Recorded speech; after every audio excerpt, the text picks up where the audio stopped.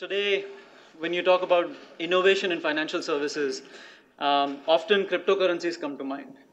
But arguably, is there a case for innovation at a more basic level? So consider this.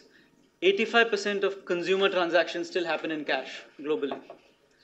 We talk about M-Pesa is a widely touted example of a mobile money initiative that has been immensely successful, and it has been.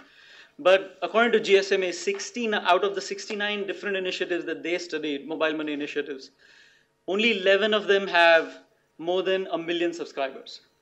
So really, isn't there the need for continued innovation in parallel to the innovation that we just spoke about for just driving more digital money usage? And as we explore that innovation, two questions come up. The first one is, why bother? Why should we care? Are there real benefits to be had in terms of driving digital money as opposed to cash usage? And second, what matters? If there are benefits to be had, then what truly drives the needle and increases readiness as far as digital money adoption is concerned? And to that end, what we did is we created a digital money readiness index. We took a lot of data, compiled it together, ran the correlations, and created a scientific measure, a relatively scientific measure of the readiness of 90 different countries to drive digital money adoption. Because if you don't do that, then all you have is opinions. And as someone has said, if you have data, let's look at data. If you have opinions, let's go with mine.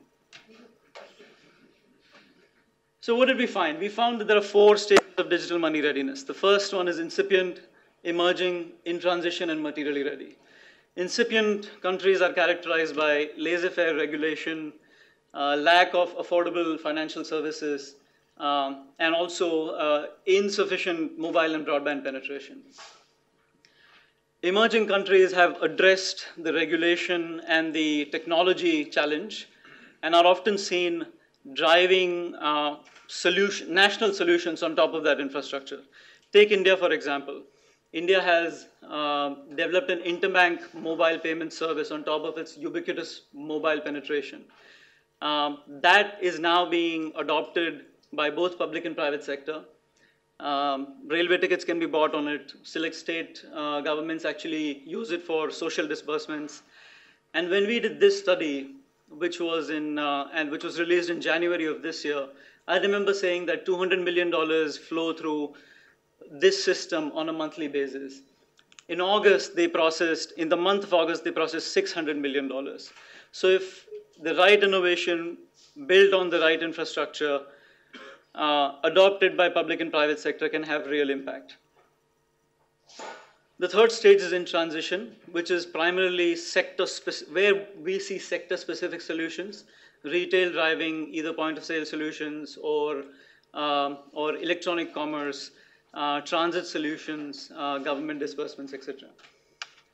And then the final stage is materially ready, which countries at the materially ready stage are characterized by a vibrant and competitive private enterprise, where the private enterprise feels comfortable coming up with innovation that is relevant and then reaping the benefits of that innovation.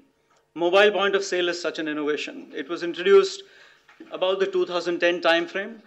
Square is a leader in that space, processed 15 billion in payment flows last year, and about 15% of micro businesses actually process mobile payments.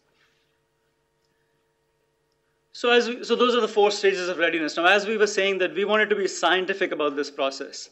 And so the question was that, fine, we have an index that measures readiness, but how does that translate into adoption? So we ran a correlation with a rough measure, which is cashlessness. And what we found is that there's a reasonable correlation between readiness and cashlessness. We found that the variables in the index can explain about 65% of what drives adoption. And there was an unknown or X factor about 35%. Now, what's interesting is that the correlation of twins being identical, having the same features, height, weight, etc., is about the same, slightly higher. So therefore, it's an interesting analogy to say that some of the factors that drive identicalness within twins are understood, while others still need to be explored. So that was the first question, which is what matters. The second question is why bother?